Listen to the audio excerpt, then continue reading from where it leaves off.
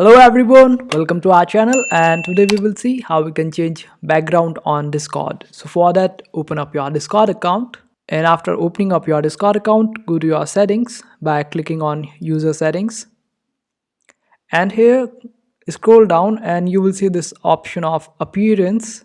Just click on it, and here you will see this option of dark and light. This is how you change background on Discord. And if you are looking for a profile change, then just click on profile, and here you get the option of changing banner color and your profile picture and the color of your other profile. So you can add fancy covers to your profile by subscribing to Nitro. And if you want to do it all for free, then you can sign up for Better Discord.